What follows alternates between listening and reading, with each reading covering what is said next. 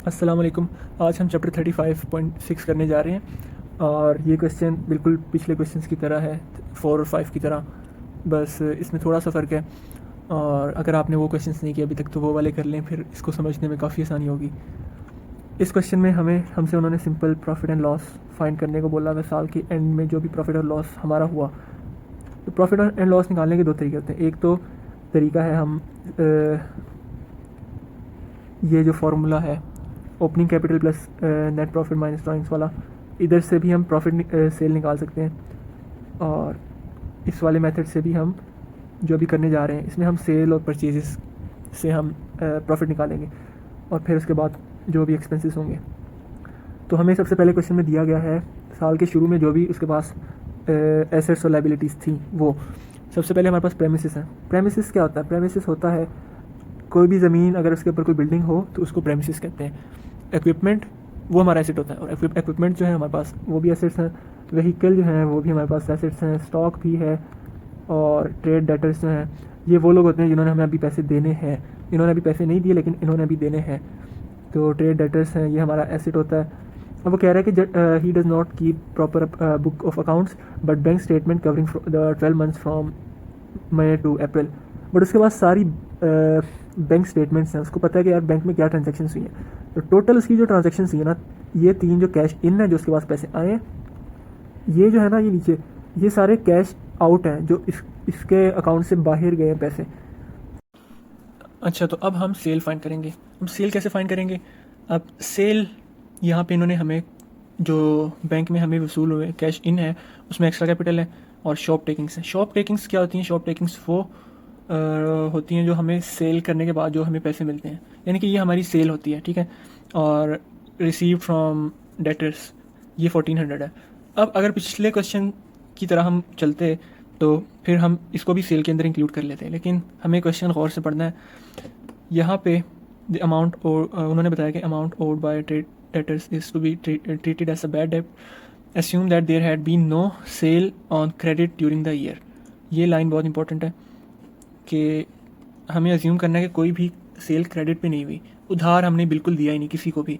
तो हम ये जो रिसीव फ्रॉम डेटर्स है ना, ये हम इसको इंक्लूड नहीं करेंगे, क्योंकि अगर हमने उधार किया ही नहीं, वो कह रहे हैं कि हमने जो भी सेल किया वो हमने उनके पैसे हमने ले लिए हैं सबसे, तो उधार वाला तो इसमें मतलब कि कोई सीन है ही नहीं। तो हम इसको इग्नोर करेंगे, इसको हम सेल में इंक्लूड नहीं करेंगे। हमारी सेल सिर्फ ये वाली होगी जो 96,500 है। सिंपल हमारी सेल ये होगी। सोल्यूशन की तरफ जाते हैं।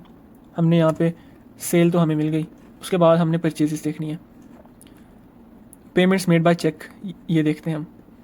तो यहाँ पे हमें पेड फॉर स्टॉक परचेस्ड, ये हमारा स्टॉक, इतने का स्टॉक हमारा परचेस हुआ है।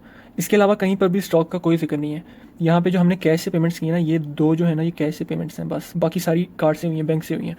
तो वो है मिसलिनियस एक्सपेंसेस हैं, ये हमारे जो छोटे मोटे एक्सपेंसेस होते हैं, और ड्राइंग्स हुई हैं बस। इसके अलावा पूरे क्वेश्चन में भी कहीं पे भी परचेज़ का जिक्र नहीं किया गया। तो हमने सिर्फ 70,500 ये हमारी परचेज़ है। अब हमने प्रॉफिट निकालना है। प्रॉफिट निकालने के लिए हम सेल में से ना कॉस्ट ऑफ गुड, यानी कि जो हमने सामान बेचा है उसकी कितने पैसों का सामान था वो, उसका एक फार्मूला होता है। वो फार्मूला क्या है? कॉस्ट ऑफ गुड का फार्मूला है ओपनिंग स्टॉक जो हमारा दिन के शुरू में स्टॉक था, प्लस परचेजेस जितनी भी हमने ख़रीदारी की है, माइनस एंडिंग स्टॉक, ठीक है। अब ये कैसे कि फॉर एग्जांपल एक दुकानदार है, वो सुबह के टाइम उसने दुकान खोली और उसके पास 100 रुपये का सामान था, उसने मार्केट से 50 रुपये का और सामान ख़रीद लिया, उसके पास टोटल सामान हो जाएगा 150, ठीक है। लेट से उसकी ना आज 50 रुपये का उसने सामान ख़रीदा, ठीक है। उसकी कॉस्ट जो थी ना वो सामान की 50 रुपये थी। हमने 100 रुपये स्टार्टिंग में किया, 50 हमने बाद में लिया, टोटल हमारा 150 हो गया। माइनस करेंगे क्लोजिंग स्टॉक। क्लोजिंग स्टॉक की वैल्यू फॉर एग्जांपल अगर हमारा 50 रुपये का सेल हुआ ना, तो 150 में से माइनस करेंगे 50, तो हमारा क्लोजिंग हो जाएगा 100। तो 100 को माइनस करेंगे, 150 में से 100 माइनस करेंगे, हमारा कॉस्ट आ जाएगी जो हमने सामान बेचा उसकी। तो ये फार्मूला भी याद रखना है हमने। इसके बाद हमने टोटल सेल में से कॉस्ट ऑफ गुड माइनस कर देना है। और इन्होंने हमें ओपनिंग स्टॉक और क्लोजिंग स्टॉक का भी है। यहाँ पर हमारे पास स्टॉक है 9,500 का, ये है हमारा ओपनिंग स्टॉक। उसके बाद हमारा जो क्लोजिंग स्टॉक है वो है यहाँ पे। एट द एंड हमारा स्टॉक था 13,620 रुपये का। तो क्वेश्चन को हमने लाजमी गौर से पढ़ना है, तो इस तरह ही हमें पता चलेगा चीज़ों का। ओपनिंग स्टॉक हमारा यहाँ पे था और क्लोजिंग स्टॉक हमारा इन्होंने यहाँ पे बताया हुआ है कि एट द एंड हमारा इतना क्लोजिंग स्टॉक था, इतनी वैल्यू थी स्टॉक की। तो उसको हमने क्लोजिंग माइनस कर दिया, ओपनिंग हमारा ये था, परचेज़ को ऐड किया, हमारा कॉस्ट ऑफ गुड आ गया। अब सेल्स में से माइनस करेंगे कॉस्ट ऑफ गुड को, तो हमारा ग्रॉस प्रॉफिट आ जाएगा। ग्रॉस प्रॉफिट होता है वो वाला प्रॉफिट जिसमें से अभी एक्सपेंसेस नहीं निकले होते हैं, सिर्फ हमारा ग्रॉस प्रॉफिट कहते हैं उसे। एक्सपेंस अभी निकलने होते हैं इसमें से, फिर जब हम एक्सपेंस निकालेंगे फिर हमारे पास नेट प्रॉफिट आ जाएगा, जो हमारा असली प्रॉफिट होगा। अब ग्रॉस प्रॉफिट तो हमारे पास आ गया, इसके बाद हमने एक्सपेंसेस की तरफ जाना है। ग्रॉस प्रॉफिट के अंदर उसमें से एक्सपेंसेस निकाल देने। अब एक्सपेंसेस हमारे क्या हैं? परचेज़ ऑफ डिलीवरी वैन, ये हमारा एक एक्सपेंस है। व्हीकल रनिंग एक्सपेंस है। लाइटनिंग एंड हीटिंग एक्सपेंस है। सेल्स असिस्टेंट वेजेस, वेजेस का मतलब होता है सैलरीज। मिसलिनियस एक्सपेंसेस, ये हैं हमारे छोटे मोटे एक्सपेंस।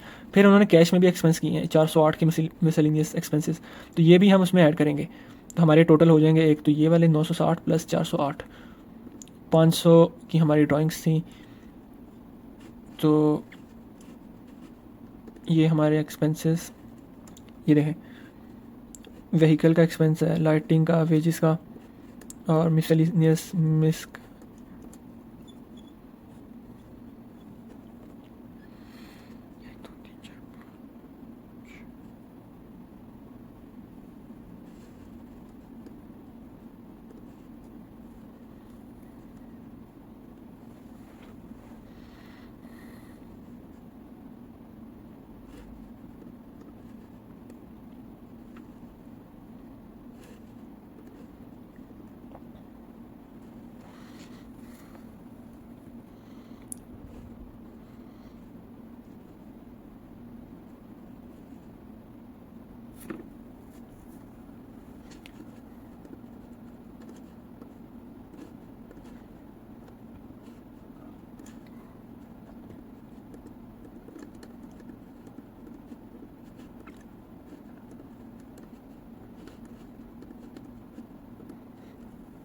अच्छा। तो अब हम एक्सपेंसेस की तरफ जाते हैं।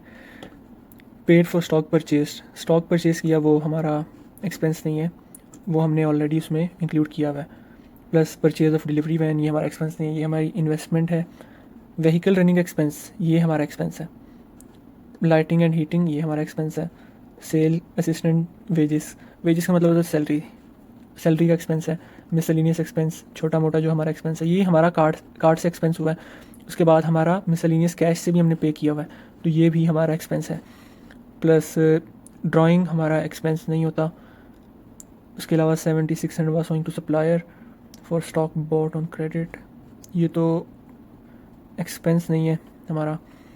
प्लस डेप्रिसिएशन है यहाँ पे, तो डेप्रिसिएशन हमारा एक्सपेंस होता है। 720 रुपये इक्विपमेंट की डेप्रिसिएशन थी और 1000 रुपये व्हीकल्स की डेप्रिसिएशन थी। तो हमारे पास टोटल 1 2 3 4 5 6 7 एक्सपेंसेस हैं। यहाँ पे भी 1 2 3 4 5 6 और 7 एक्सपेंसेस हैं। इन सारे एक्सपेंसेस को हम ऐड करेंगे और फिर उसको हम ग्रॉस प्रॉफिट में से माइनस कर देंगे।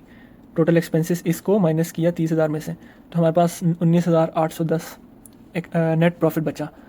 और हमें उन्होंने नेट प्रॉफिट ही फाइंड करने के लिए बोला हुआ था, तो वो हमने कर लिया। उसके बाद बैलेंस शीट भी हमने बना लेनी है। बैलेंस शीट कैसे बनाते हैं? बहुत आसान है। टोटल एसेट्स लिखते हैं इसमें, और उसके बाद लाइबिलिटीज़ जितनी भी हमारी, और फिर उसके बाद हमें कैपिटल मिल जाएगा। तो इसी तरीके से हम, तो बस हमने अपना प्रॉफिट निकाल लिया है और इसके बाद हमारा क्वेश्चन एंड हो गया। उन्होंने सिर्फ प्रॉफिट एंड लॉस अकाउंट, मतलब कि प्रॉफिट एंड लॉस निकालने के लिए बोला हुआ था।